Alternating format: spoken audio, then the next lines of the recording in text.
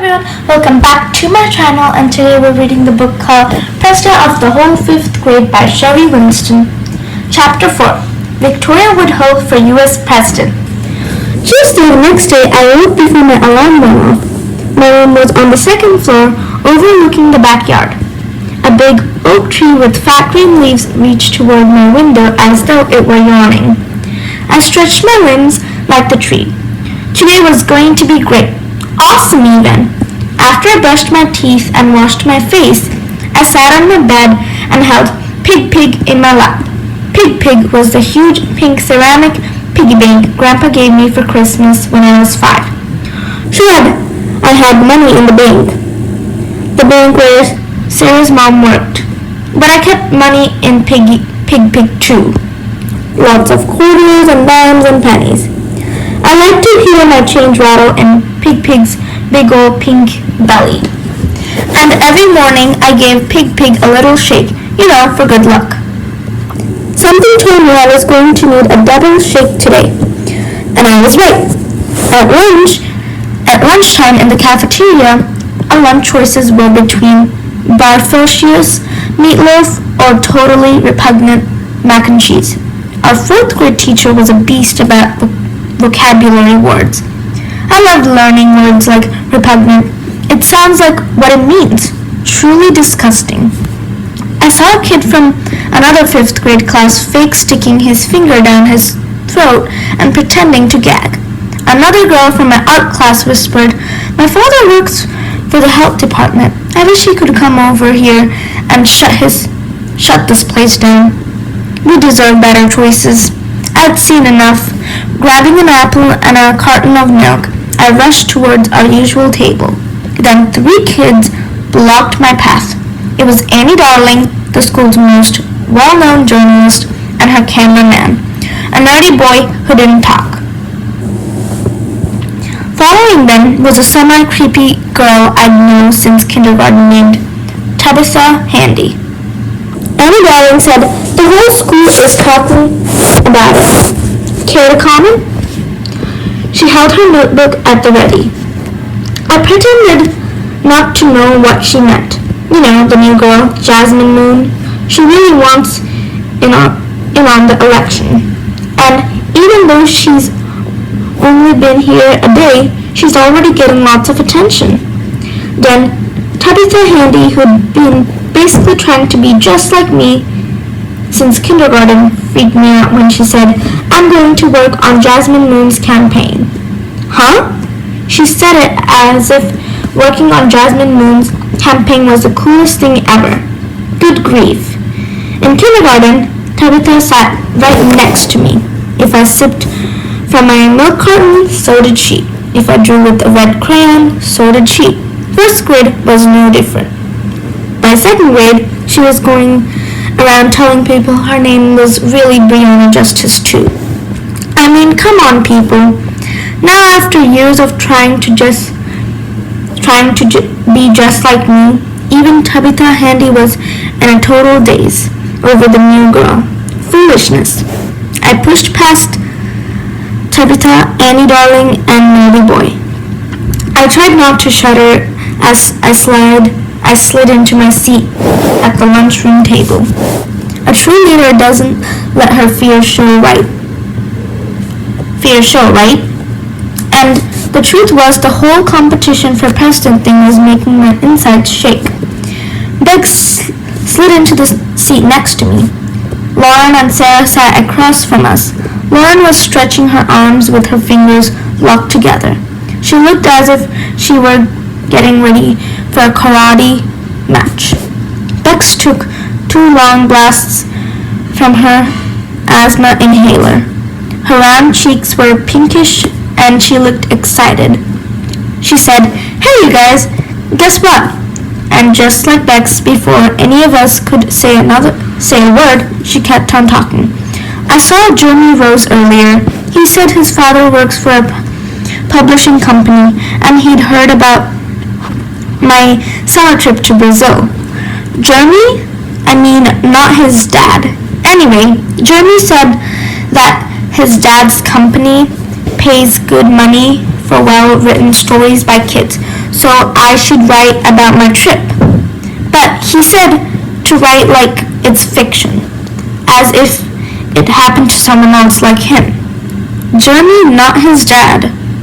Jeremy says if I write it, he'll make sure his dad reads it. She let out a big exhale and sat back, her face shining with excitement.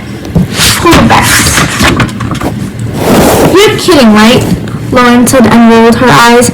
Sarah just shook her head. What? Said Bex. I draped my arm across her shoulder. Bex, Jeremy's dad, doesn't work for any publisher person. He's a fireman. Remember in 3rd grade when he came in on career day? Then why?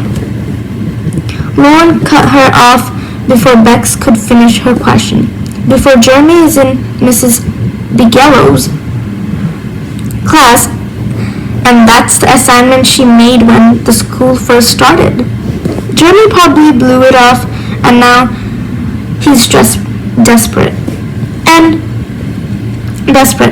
He just wants you to do his homework, I said. You really think so? She asked. I nodded. See, Bex was like that. She was the nicest, sweetest person in the world. But sometimes, well, I'd hate to think what might happen to her if she didn't have us watching her back. Sarah said, Okay, now that's settled. We really need to talk about the whole Jasmine Moon thing. She seemed too nice on the playground, said Bex. Rebecca?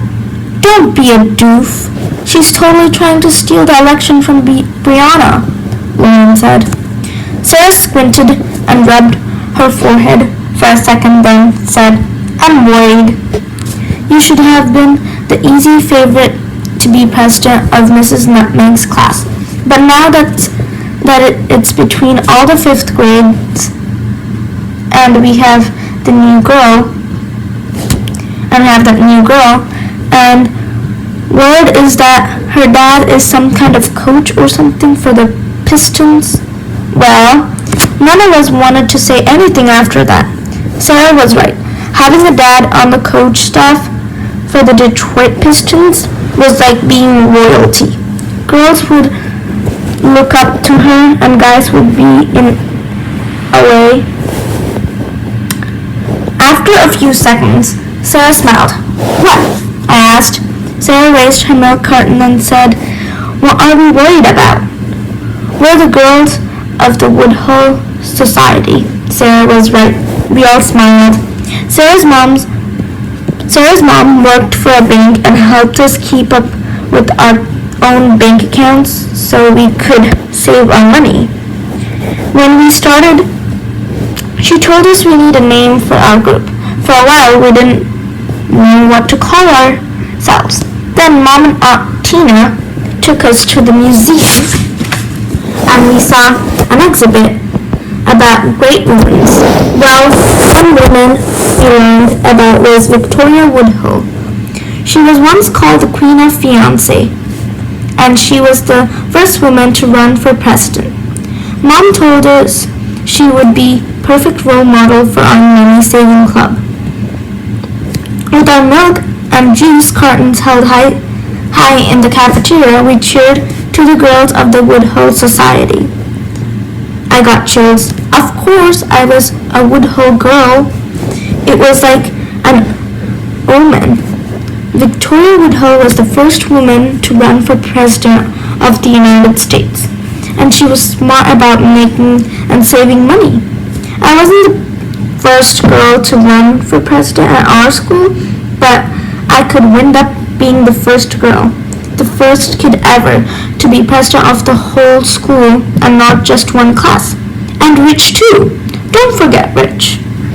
Lauren nodded and looked at me. It will be just like we planned. First, you will become president of the whole 5th grade. We didn't spend all summer listening to you talk about the election and all that for nothing. You will be president. Then you will get your own cupcake cooking show and be a millionaire. Hey, I like the way that sounded, I said to Lauren. And one day, you are going to be a famous Hollywood stunt woman and then have your own TV show. Rebecca raised her milk carton to Sarah. You're going to be an Olympic horse rider and a millionaire businesswoman. We turned to Bex. And if we can keep you away from scammers like Jeremy Rose, you'll be a totally famous author. And we all said together, be a millionaire. We laughed and said, cheers, bumping our milk cartons together. Rebecca's round cheeks turned a brighter shade of pink after she took another pull on her inhaler. She was waving her hand like she wanted to be called on in class or something. For goodness sake, Beck, stop raising your hand.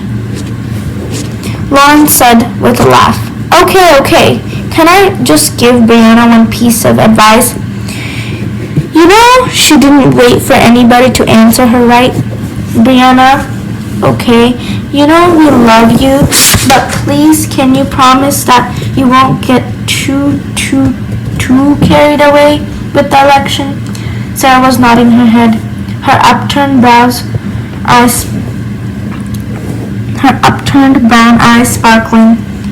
She is right, you know. You do get it. You do get caught up. Lauren finished the statement. I batted my eyes dramatically. Who, me? Moi. I? Carried away. Carried away? Crazy for world domination. They all said it at once. Then followed it up with a hearty wah-ha-ha-ha. We all burst out laughing. Okay, so sometimes I get so excited about stuff that, well, I could think about anything else. But who could blame me if that happened this time? We're talking about being president of the 5th grade people. We were still laughing and playing around when a shadowy movement caught my attention. The next thing I knew, I was yelling, Whoa! There's a horse in my soup. Chapter 5. Beware the dark horse.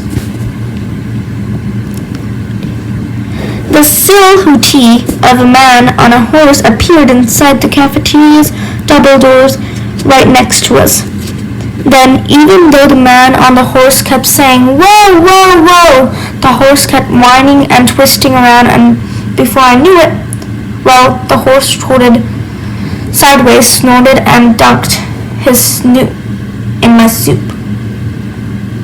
I jumped backward and almost landed on the floor.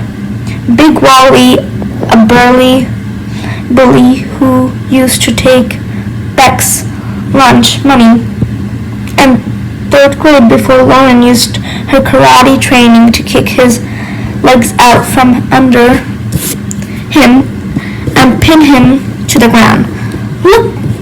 Looked like he'd seen not just a horse, but a ghost horse. The horse clattered over the tile floor. His tail swished. He looked nervous. The cafeteria was what grown-ups call a solarium, but it sometimes felt more like an aquarium. It had a real high ceiling that went up like 2, maybe 3 stories, and the roof part was made of glass, so when it was sunny out, like today, the whole room was bright. But it also made noise sound really loud, as if the glass top sealed all the yelling and squealing and goofing around tight inside like closing a lid on a jar. When it got loud in here, it was really loud. I realized it was Principal Bealey on the horse's back, dressed like George Washington. His big round belly jiggled every time the horse reared up. I never pictured George Washington with a big round belly. And I never pictured him scary or sweaty either. Principal Beatley was both. The horse trotted forward, table and chair, legs scraping the floor as kids slid over to make a path. I felt like I was right in the middle of some sort of reality show on TV. Beatley was sweating because I bet that George Washington wig made his head hot. Assistant Principal Smith popped out of nowhere, making nice doggy sounds to the horse. Sarah made a disgusting sound. I looked at her and shrugged. Rebecca said, "You aren't going to eat the rest of the soup, are you? It's full of horse germs." My mind flashed back to one of the little-known facts Mrs. Nutmeg had written on the blackboard. George Washington used to have people brush his horse teeth. Every morning I looked at Big Wally. I'd known that boy since forever, and I knew for a fact he didn't brush his teeth every morning. Snort. I guess that was horse for get me back to the farm. The animals trotted backward a few feet and snorted again. Sarah and I exchanged glances. Sarah loved horses. She had horses. Sometimes when we hung out at her house, we'd ride them together. Sarah hated to see animals in distress, and Dr. Beatley's horse was in distress big time. Sarah leaned over and said, "This is terrible. That poor animal is frightened, and Dr. Beatley is too busy being president of principals with his costume to care." Sarah could be pretty fiesta when she got angry. Assistant Principal Smith said, "Dr. Beatley wants all you boys and girls to give the 5th graders your utmost respect and attention as they plunge into their roles as junior decision makers. We." Right then the horse reared up and made a loud wee-hee-hee-hee, and Dr. Beatley let out a loud yoo! And then, out of nowhere, she appeared, Jasmine Moon. She just popped up, and all of a sudden she was next to Dr. Beatley and the unhappy horse. Sarah sprang to her feet. But before Sarah could take a single step, Jasmine Moon placed her hand on the side of the horse's snout and gently rubbed. Then she stood on a chair and leaned forward. The horse actually lowered its head as if waiting for a secret. Sarah looked at me. I looked at Sarah. Well, the next thing you know, the horse was all nice and Jasmine was all smiley like some of the horse whisper. Foolishness. That's what it was. Dr. Beatley almost fell off the saddle. Then he said a bunch of stuff about how important the election were to America and a bunch of other blah blah blah blah mess. Then he said the worst thing ever. Dr. Beatley looked at Jasmine and said, "Young lady, I don't know what you just whispered to Mr. Lucky, but if you're as good with students as you are with animals, you could definitely win the president of the 5th grade." I felt like I had just gotten kicked by Mr. Lucky. And if that wasn't bad enough, I was so flustered, I scooped up a spoonful of my soup and slurped it down. "No!" cried all my friends. Oh no. Not only was it possible, I might lose the most important election ever and wind up without important leadership skills, and then, of course, be unable to run a big cupcake empire or get my own TV show, which would mean no millions. Now I might be dead any minute because I just slurped down a big spoonful of chicken noodles and horse slobber. That night, after I brushed my teeth and gargled an extra long time to try and kill any stray horse cooties, I plopped onto the bed and fell back against my pillow. All I ever wanted was to be a millionaire cupcake maker, and Miss Delicious had told me exactly how to do it when she spoke to our class last January. So why is it getting so hard? Pig, pig! Pig's belly rumbled, with shifting quarters and dimes and nickels and pennies, but his painted eyes did not blink, and his painted mouth did not speak. This whole woman of big business thing might be harder than I thought. If I lose the election, could that really change my entire life plan? My future? I fell asleep, clutching pigs to my chest and hoping for an answer that did not come in the night. Chapter 6. Vote for Brianna Sweet Justice. Pick me. Brackets. Help! We need a slogan. Elections were less than 6 weeks away. November 3rd, the first Tuesday in November. I was hanging upside down from a branch in my backyard, letting the blood pump into my brain. Around me, green leaves flapped like a new dollar bill. I was thinking about Jasmine Moon when I heard loud snoring from the porch. Grandpa! As usual, he'd fallen asleep, while he was all supposed to be supervising us. I flipped down from the tree and went over to give him a shake.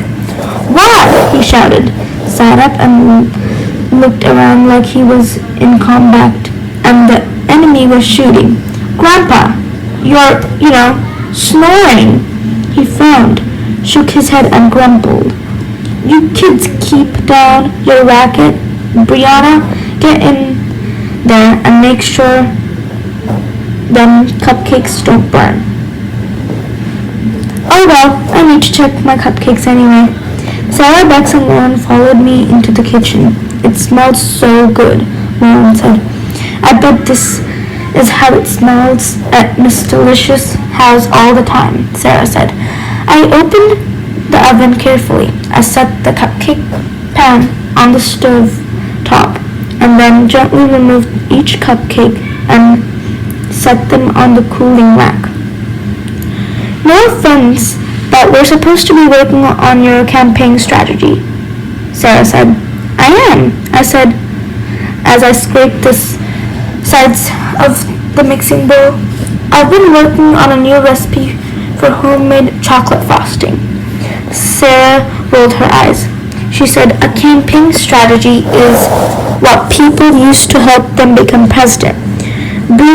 Your strategy would be the perfect way to show kids you're going to be a smart, funny, fair president who cares. Lauren snorted and then tasted the frosting. I think Bree's strategy should be to crush the competition. Coach always says, go hard or go home. What does that even mean? Said Sarah. I couldn't help laughing.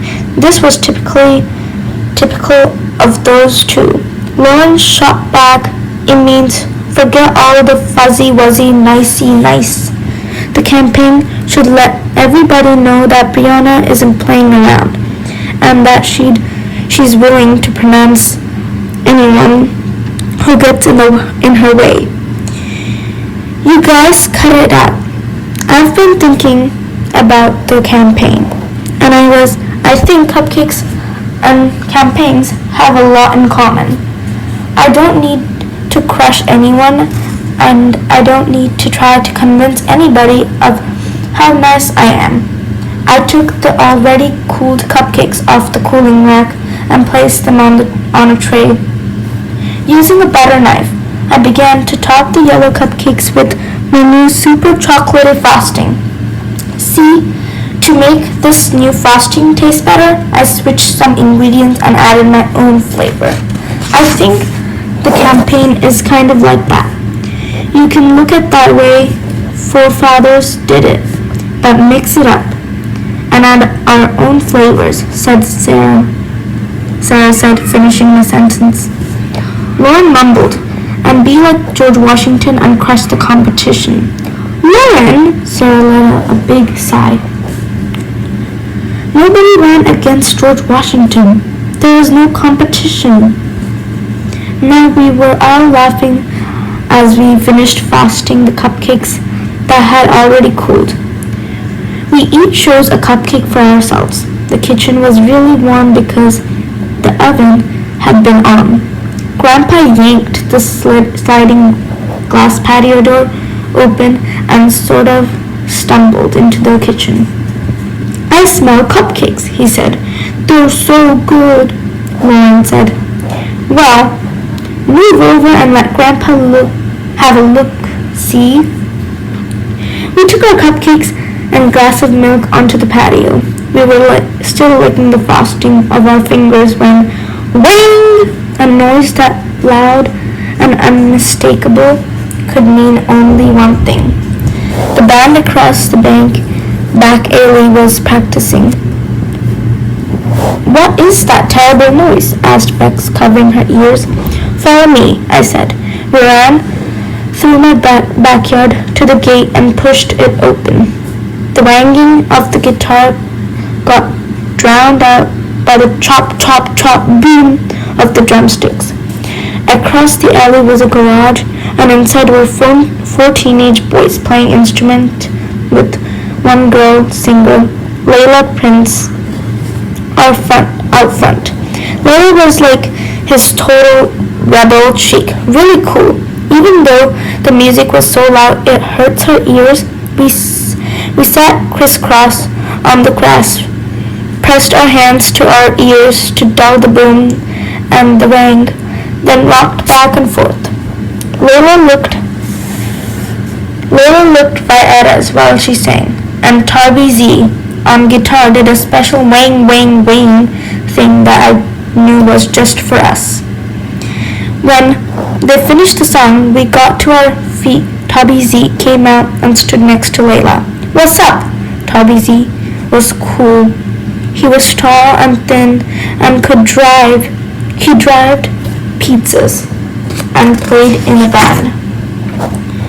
We were over at Bree's house helping with her campaign, Sarah said. What we need to know, Lauren said, is a killer slogan, a catchy way for kids to remember that Brianna is the best. Brianna is totally going to be president of the whole 5th grade. We're helping her. Layla and Toby gave each other our high school looks. You know, how teenagers look at each other when they think us elementary schools are being so adorable. Layla said, that's so adorable. See, told ya. She stretched and shook her thick, woolly brown hair. I wasn't quite an afro, but it wasn't exactly straight. What's your band's name? Sarah asked. Layla and others looked at each other, slow smiles spreading across their face. Layla said, Pink's 257. Lauren asked, what does that mean? Layla shrugged. Old Lady Pink lives out there, she said, pointing to the white house next to Toby Z. Yellow's house. Her house number is 257, Layla added. Toby scratched his chin where he had a little fuzz growing, sort of like the mold that puffs up on an old orange. She goes to Bible study from 4 to 6, and because she complains to our folks, that's the only time we can rehearse. So we decided to dedicate our band name for her. We all cracked up. So you guys all looking for a slogan? Layla said. We were going to make a campaign buttons and posters. There's a rally on Friday. We just haven't figured out what it should be. What it should say. Sarah went on. Lauren said, it should be catchy. We all started shouting ideas and giggling because we were saying some goofy stuff when we heard the drummer count out. A 1, a 2, a 1, 2, 3. Then he was drumming and Toby Z was back on the guitar and the keyboard guy was jamming, and Layla took the mic and wailed, she needs a vote, freedom's not free, she will fight for your liberty, the sky is smart, so let's hear it, Brianna Justice has spirit, no need to worry, she won't forget it, Brianna Justice is your best bet. So cast your vote, no need to stall. A vote for Brianna means justice for all. And just like that, we had a slogan. Who on earth could top having an almost famous real-life band make up a song just for them? Who could possibly top that? Brianna's cookbook. Bex told me all the top TV cooks start out with cookbooks. I kept notes filled with all my recipes. One day, with Bex writing help, of course.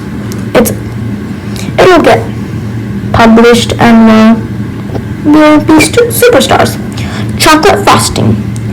2 3/4 cups confectionery sugar, 7 tablespoons unsweetened cocoa powder, 6 tablespoons butter, 4 tablespoons sweetened condensed milk, half to 1 cup regular milk, 1 teaspoon vanilla extract.